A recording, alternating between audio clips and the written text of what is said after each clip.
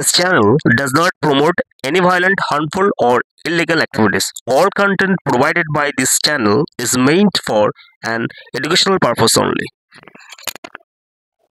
All in one YouTube চ্যানেলে তোমাদের সকলকে স্বাগত।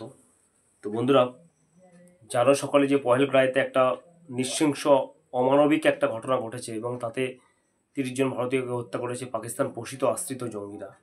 এর পরিবর্তে ভারত সরকার অ্যাকশন নিয়েছে, প্রতিঘাত করেছে এবং পাকিস্তানের প্রায় 9খানা জঙ্গি ঘাঁটি উড়িয়ে দিয়েছে সেই অপারেশন সিন্দুরের মধ্য দিয়ে। এবং সেনাবাহিনীর একটা স্ট্র্যাটেজি থাকে, গভর্নমেন্টের একটা স্ট্র্যাটেজি থাকে, সেই অনুযায়ী গভর্নমেন্ট কী করে স্ট্র্যাটেজিটা নেবে, সেনাবাহিনী কীভাবে অ্যাকশনটা নেবে, সেটা সব সময় সিক্রেট রাখা উচিত। মিডিয়াকে কোনো কিছু কনফেস করা উচিত নয়, মিডিয়াকে ওখানে ঢুকতে দেওয়া উচিত নয়, কারণ তাহলে এনিমি যারা তারা অ্যাওয়ারনেস হয়ে যাবে, আমাদের সেনাবাহিনীর ক্ষতি হবে এবং যে মিশন সেটা সাকসেসফুল হবে না। যেটা চায়না, যেটা উত্তর কোরিয়া যে সমস্ত মিশনগুলো করে থাকে, সেই মিশনে টোটালি পুরো সিক্রেট থাকে, কেন কোনো মিডিয়া কোনো অ্যালাউ করে না। এইটা হচ্ছে রুলস। চায়না অনেক অপারেশন করে থাকে, উত্তর কোরিয়া অনেক অপারেশন করে থাকে, সেখানে কোনো রকমের মিডিয়াকে অ্যালাউ করে না। যাই হোক, বর্তমানে এখন একটা সোশ্যাল মিডিয়া এমন একটা সময় চলে এসছে যেখানে দেখা যায় কি কোনো কিছু একটা হলে, মানে সোশ্যাল মিডিয়ার যে ইনফ্লুয়েন্সার যাকে বলা হয় সো কল্ড, তারা কিছু একটা ভাবে, কোনো কিছু একটা ভিডিও থেকে একটা কমেন্টস করে দিলাম বা কোনো কিছু একটা করলাম, তাতে ঘরে বসে বসে একটা এসি ঘরের মধ্যে বসে অনেক কিছু বলা যায়, অনেক কিছু ইয়ে করা, মানে মুখ রয়েছে, হাত রয়েছে, একটা মানে কমেন্টস করে দিলাম, কোনো কিছু হয়ে গেল। তো কেন আমি কথাগুলো বলছি, এই যে টোটালি পুরো অপারেশন সিন্দুর হয়েছে, টোটাল পুরো সিক্রেট ভাবে কি কি অপারেশন করেছে না করেছে, হঠাৎ করে সিজফায়ার ভায়োলেশন, সিজফায়ার করা হয়ে গেছে বা ডিস্ট্রয় করার পর বিমান ঘাঁটিগুলো, তারপরে কেন কি হলো না, সেটা নিয়ে অনেক কিউরিয়াসিটি রয়েছে।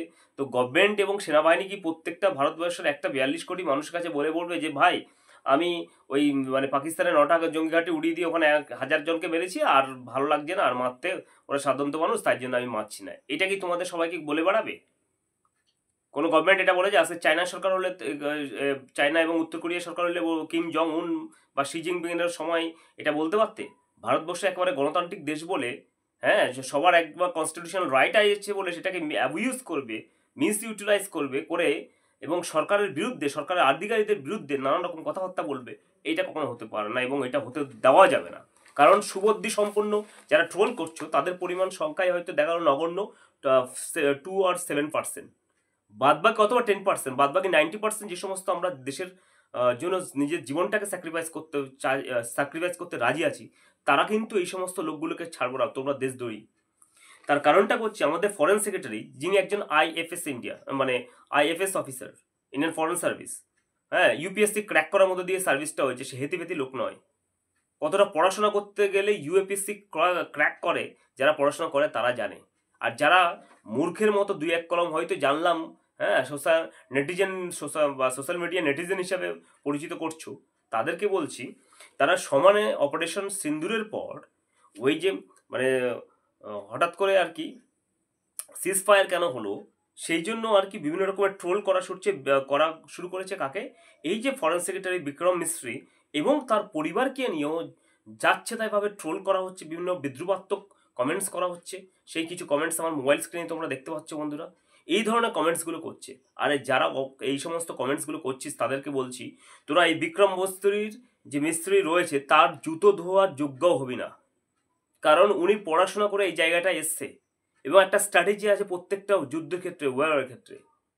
চায়নার ক্ষেত্রে চায়না এবং উত্তর কোরিয়া, কিম জং উন, এর যদি গভর্নমেন্টের সেখানে গিয়ে তোরা এই যে ধরনের যে ট্রোলগুলো আজকে করছিস সেটা করতে পারতিস, সঙ্গে সঙ্গে এনকাউন্টার করে মেরে ফেলতো একদম পুরো। কিন্তু আজকে একজন গভর্নমেন্ট আধিকারিকে এবং তার পরিবারকেও ছাড়া হচ্ছে না এমন ধরনের। ইনফ্যাক্ট আর কি আমাদের যে 2 ভারতীয় কন্যা, যে ভারতীয় রত্নকন্যা, হ্যাঁ, লেফটেন্যান্ট সোফিয়া কুরেশি এবং ভূমিকা, হ্যাঁ, সিং, তাদেরকে নিয়েও ট্রোল করা হচ্ছে বন্ধুরা। তাহলে ভাবতে পারছেন এরা তো দেশের কেউ নয়, এরা দেশদ্রোহী। মানে এদের ফেক আইডি করা হচ্ছে, ফেক সমস্ত কিছুর মধ্যে দিয়ে এরা ট্রোল করে বেড়াচ্ছে। তাই গভর্নমেন্টকে হাম্বেল রিকোয়েস্ট করবো, এদেরকে যদি ছেড়ে দিন তাহলে কিন্তু এভাবে দেশদ্রোহীর সংখ্যা কিন্তু সারা ভারতবর্ষে বেড়ে যাবে। আমার আগেও একটা ভিডিও রয়েছে, একদম ইন্ডিয়ান গভর্নমেন্ট ইনক্লুডিং সমস্ত ওল্ড স্টেট গভর্নমেন্ট আর ইউনিয়ন টেরিটরি যে সমস্ত যা কিছু গভর্নমেন্টের সিস্টেম আছে, তাদের কাছে একটাই রিকোয়েস্ট, সমস্ত গভর্নমেন্ট মিলেমিশে সারা ভারতবর্ষে x IPS, is, IFS, next হচ্ছে এনআইএ, র, ইডি, এদের সমস্ত আধিকারিক, সিআইডি, সিবিআই, যারা যারা রয়েছে তাদেরকে দিয়ে টোটালি পুরো একটা মানে কি বলবো, একটা টাস্ক ফোর্স গঠন করা হোক, যারা শুধুমাত্র এই ইনসাইড এনিমি অর্থাৎ দেশের ভিতরে যে সমস্ত দেশদ্রোহী বা গদ্দাররা রয়েছে তাদেরকে খুঁজে বের করবে। সঙ্গে যে আমাদের যে ইয়াং জেনারেশনের যে সমস্ত অফিসারগুলো রয়েছে তাদেরকে নেওয়া হবে।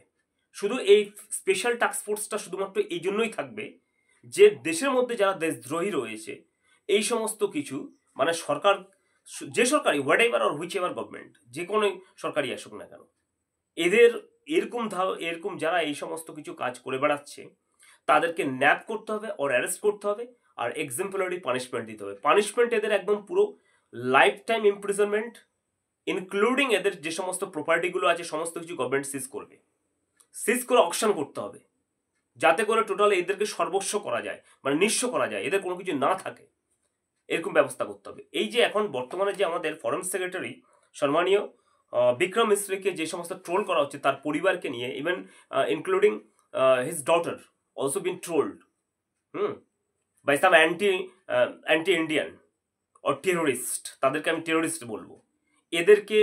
এদের আইডিগুলো চিহ্নিত করে গভর্নমেন্টের যত বড় টেকনোলজি যা যা কিছু আছে, what ever technology or which ever technology should apply for find out or to find out the culprits, those who are trolling our dear or honorable foreign secretary Bikram Misra, including his family also.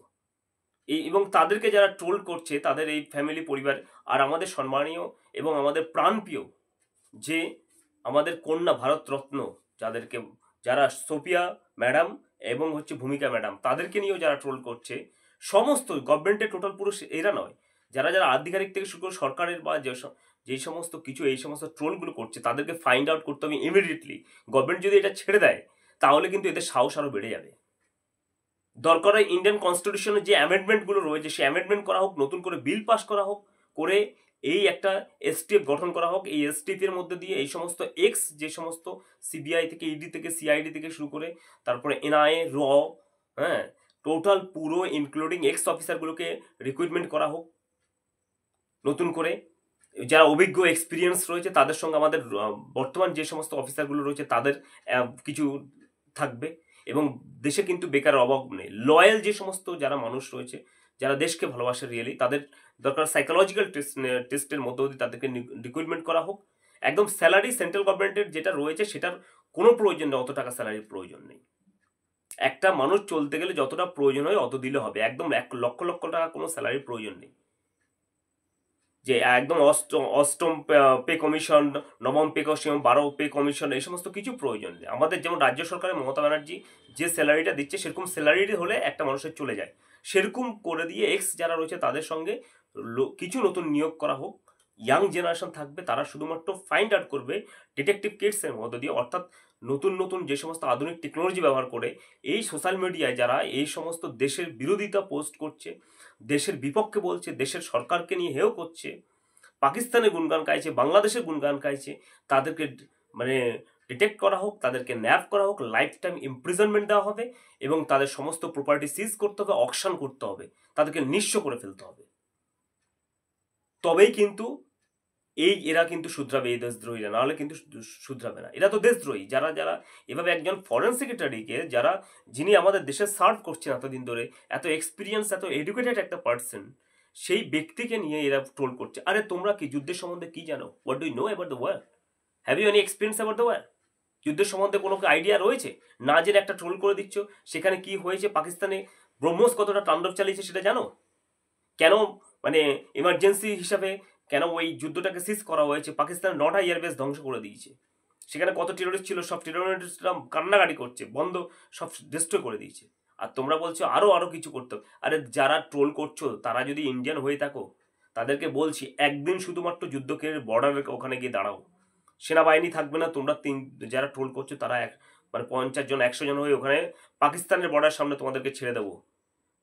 প্যান্টের মধ্যে urinate করে দেবে, urinate, এবং স্টুল বেরিয়ে যাবে। Backside দিয়ে, ঠিক আছে? অতটা সহজ নয়। শুধুমাত্র একটা সোশ্যাল মিডিয়ার একটা কোনো কিছু পার্ট পেলাম, ধুমধাম করে একটা কমেন্টস করে দিলাম, কাউকে ট্রোল করে দিলাম, বা এই একটা মানে প্ল্যাটফর্ম পেয়েই মানে যাচ্ছে তাই করে বলে দিয়েছো। না, তুমি নিজে যাও তো দেখি ওখানে কেমন পারো। আর একটা জিনিস চালানো অতটা সহজ নয়। তাই জন্য গভর্নমেন্টকে এবং সাধারণত মানুষকে বলবো, এই ট্রোল ফাউল যারা যারা করছে এবং যাদের অ্যান্টি ইন্ডিয়ান রয়েছে বর্তমানে ভারতের মধ্যে লুকিয়ে রয়েছে, তাদেরকে আগে অপারেশন মানে কি ফিনিশ অ্যান্টি ইন্ডিয়ান বলে এরকম একটা মানে অপারেশন চালাতে হবে। আর সঙ্গে পার্মানেন্টলি টোটালি পুরো এসটিএফ একটা গঠন করতে হবে, যে এসটিএফ এর মধ্যে দিয়ে বললাম যে সমস্ত আমাদের স্পেশাল ফোর্সরা এতদিন দেশে সার্ভ করে এসছে, হ্যাঁ, সিআইডি থেকে, ইডি থেকে শুরু করে, এনআইএ, র থেকে শুরু করে, এবং সেনাবাহিনীর যারা যারা রয়েছে তারা, এবং আইটি সেক্টরের মানে তাবড় যে সমস্ত ইঞ্জিনিয়ার থেকে শুরু করে সবাইকে টাস্ক ফোর্সের মধ্যে রাখতে হবে, এবং মডার্ন টেকনোলজির মধ্য দিয়ে এদেরকে ফাইন্ড আউট করতে হবে যারা এই গভর্নমেন্টের বিরুদ্ধে, আধিকারিকদের বিরুদ্ধে নানানভাবে আর কি এবং অ্যান্টি ইন্ডিয়ান কার্যকলাপ চালাচ্ছে, তাদেরকে খুঁজে বের করতে এবং তাদের পানিশমেন্ট দিতে। তো বন্ধুরা, ভিডিওটা আজকে একটুখানি ভালো লাগলে লাইক শেয়ার এবং সাবস্ক্রাইব করবে। ধন্যবাদ।